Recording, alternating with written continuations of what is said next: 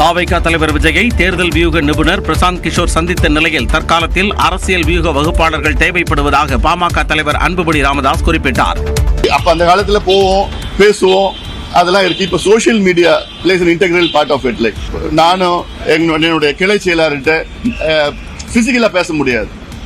பேசுறதுக்கு ஒரு கொஞ்சம் டைம் ஆகும். ஆனா டக்குன்னு அவங்க நினைச்சாலும் என்ன கம்யூனிகேட் பண்ணலாம். அப்படிலாம் இருக்கிற சூழலை உருவாக்கிட்டு இருக்கிறது நமக்கு இது போன்ற தொழில்நுட்பங்கள் இது போன்ற நிபுணர்கள் தேவைப்படுகிறார்.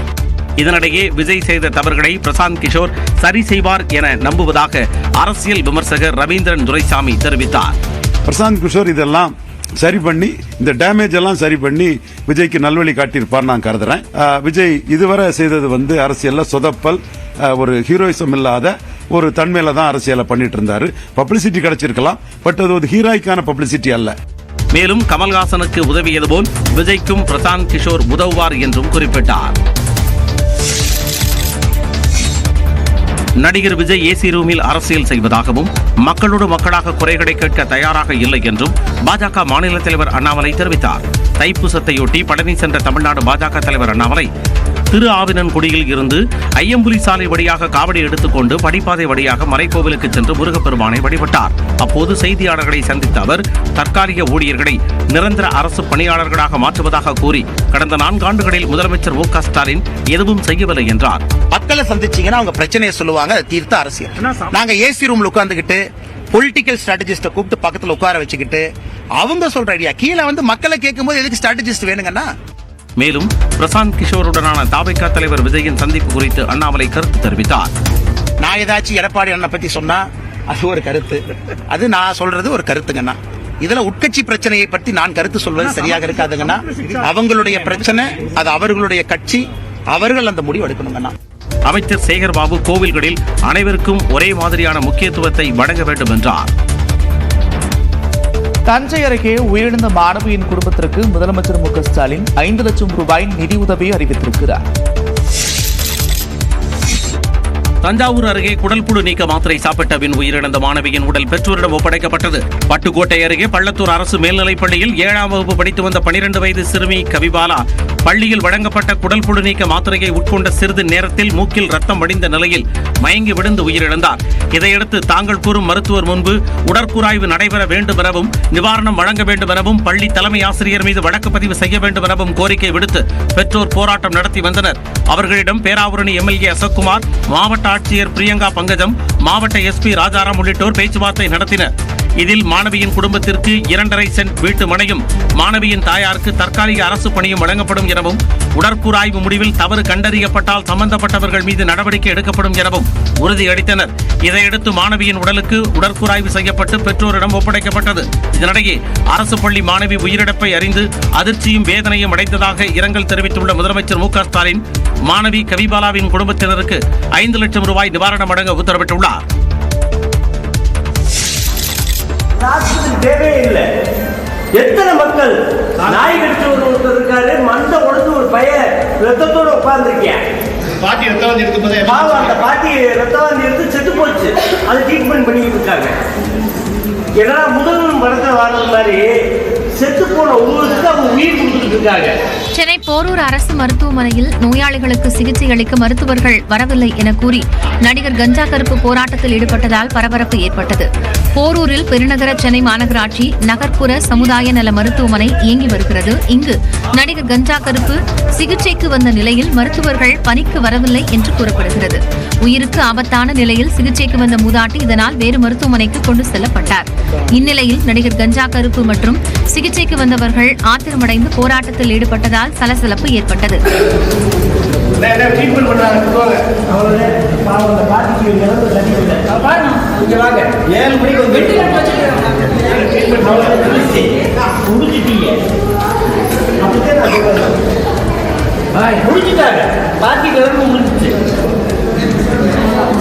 இந்நிலையில் 2 மருத்துவர்கள் பணியில் இருந்ததாக மாநகராட்சி சுகாதாரத்துறை விளக்கமளித்துள்ளது. ஒரு மருத்துவர் மட்டுமே சிறிது காலதாமதமாக வந்ததாகவும் தெரிவிக்கப்பட்டுள்ளது. சிவகங்கை மாவட்டம் காரைக்குடி அருகே விசிக நிர்வாகி தன்னை தாக்கியதாக போலி புகார் கூறிய பெண் உதவி ஆய்வாளர் பணியிடை நீக்கம் செய்யப்பட்டார். சோமநாதபுரம் காவல் நிலைய உதவி ஆய்வாளர் பிரணிதா கடந்த 5ஆம் தேதி இரவு பணியில் இருந்த தன்னை விசிக மாவட்ட நிர்வாகி இடைய கௌதமன் உள்ளிட்ட சிலர் தாக்கியதாக கூறி மருத்துவமனையில் சேர்ந்தார். இந்த சம்பவம் தொடர்பாக காரைக்குடி டிஎஸ்பி மற்றும் சோமநாதபுரம் போலீசார் காவல் நிலையத்தில் பொருத்தப்பட்டிருந்த சிசிடிவி காட்சிகளை ஆய்வு செய்தனர். இதில் உதவி ஆய்வாளர் பிரணிதா கூறிய குற்றச்சாட்டுகள் உண்மைக்கு புறம்பானது என மாவட்ட காவல்துறை விளக்கமளித்தது. இந்நிலையில் பெண் உதவி ஆய்வாளரை பணியிடை நீக்கம் செய்து ராமநாதபுரம் சரக டிஐஜி அபினவ்குமார் உத்தரவிட்டார். மதுரை அலங்காநல்லூரில் கட்டப்பட்டுள்ள ஏறு தழுவுதல் அரங்கில் ஜல்லிக்கட்டு போட்டிகள் விறுவிறுப்பாக அரங்கேறின. ஒரு ஆள் அருமையான மாடு, அருமையான வீரர். விட்டுறாதீங்க, நல்லா பிடிங்க. வீரர் வெற்றி பெற்றார். வீரருக்கு ஒரு மிக்சி. விட்டுறாதீங்க, நல்லா பிடிங்க. காளையா வீரர் பார்த்தெல்லாம் ஆஹா, மாடுபிடி வீரர் வெற்றி பெற்றார். மதுரை அலங்காநல்லூர் அருகே உள்ள கீழக்கரை கலைஞர் நூற்றாண்டு ஏறு தழுவுதல் அரங்கத்தில் ஜல்லிக்கட்டு களைகட்டிய காட்சிகள் தான் இவை. பொங்கல் விழாவை தொடர்ந்து ஏறு தழுவுதல் அரங்கில் 2 நாட்கள் ஜல்லிக்கட்டு நடைபெறும் என அறிவிக்கப்பட்டிருந்தது. மதுரை கிழக்கு சட்டமன்ற தொகுதிக்கு உட்பட்ட காளைகள் வீரர்கள் பங்கேற்ற ஜல்லிக்கட்டினை அமைச்சர் மூர்த்தி தொடங்கி வைத்தார். 7 சுற்றுகளாக நடந்த போட்டியில் 932 காளைகள் வாடிவாசலை கடந்து சீறி பாய்ந்தன. தீரத்துடன் களமாடிய 375 வீரர்கள் காளைகளின் திமிழ் பிடித்து பரிசுகளை வென்றனர். நல்லா புரியுங்க. மாடு சூப்பர் மாடு வெற்றி பெற்றது. மாண்புக்கு அமைச்சர் வழங்க ஒரு மிக்சி. ஒரு ஆள் மாடு சூப்பர் மாடு, அருமையான மாடு வெற்றி பெற்றது. சில காளைகள் களத்தில் நின்று விளையாடியதுடன் உரிமையாளர்களுக்கு பரிசுகளை பெற்றுக் கொடுத்தன. தெரிக்க விடுது ஒரு சைக்கிள். ஆத்தறியாத்த முடிஞ்ச தொட்டு பார், முடிஞ்சா புடிச்சு பார், முடிஞ்சா புடிச்சு பாரு. வீரரா காலை மத்தல முடிஞ்சா தொட்டு பார். ஒரு ஆள் அருமையான காலை, அருமையான என்னென்ன பண்றாரு பாருங்க மாட்டுக்காரு. ஜல்லிக்கட்டில் மாடுபிடி வீரர்கள், பார்வையாளர்கள் உட்பட 35 பேர் காயமடைந்தனர். அலங்காநல்லூர் கீழக்கரை ஜல்லிக்கட்டு போட்டியில் காளையோடு சேர்ந்து வளர்ப்பு நாயும் வாடிவாசலில் இறங்கிய சுவாரஸ்யம் நடந்தது. கலைஞர் நூற்றாண்டு ஏறு தழுவுதல் அரங்கில் நடந்த சிறப்பு ஜல்லிக்கட்டு போட்டியில் அலங்காநல்லூரை அடுத்த இலுப்பக்குடியைச் சேர்ந்த சரவணன் என்பவர் தனது காளையை களமிறக்கினார். அப்போது அவரது வளர்ப்பு நாயான ரிஷியும் காளையுடன் சேர்ந்து சென்றது. மாடு வாங்குறது அது சின்ன வயசுல வீட்டுல இருந்துச்சு. சின்ன வயசுல இருந்தே அது கூட இருக்கனால அது பிரியாம இருக்கு. எந்த பஞ்சாயத்து கூட்டி போனாலும் அது கூட வந்துடும். நாங்களும் கூட கூட்டி வந்துருவோம்.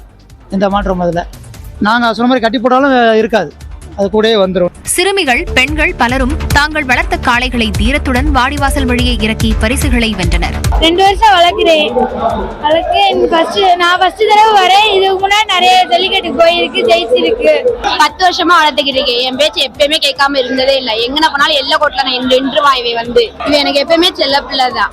அனைவருக்கும் வாய்ப்பு கிடைக்கும் வகையில் சிறப்பாக ஏற்பாடு செய்யப்பட்டிருப்பதாக மாட்டின் உரிமையாளர்கள் கூறினர். எல்லாருக்குமே கிடைக்குது. எல்லா மாட்டுகளுக்குமே, கண்டுல இருந்து பெரிய மாட்டுகளுக்கு எல்லாத்துக்குமே, வீட்டுக்கு எத்தனை மாடு வச்சிருக்கீங்களோ எல்லாருமே அவுக்கணும்ன்ற மாதிரி நடத்துறாங்க. இது வந்து எல்லாருக்குமே ஒரு நல்ல ஒரு வாய்ப்பா இருக்கு. இதே மாதிரி இந்த இதை வந்து தொடர்ந்து நடத்த இன்னும் நல்லா இருக்கும்னு எதிர்பார்க்கிறோம். பொங்கல் பண்டிகையொட்டி நடந்த ஜல்லிக்கட்டில் பங்கேற்க முடியாதவர்களுக்கு இது நல்ல வாய்ப்பு என்றும் தெரிவித்தனர். இடைவெளிக்கு பிறகு சூப்பர் 60 செய்திகளை தொடர்ந்து பார்க்கலாம்.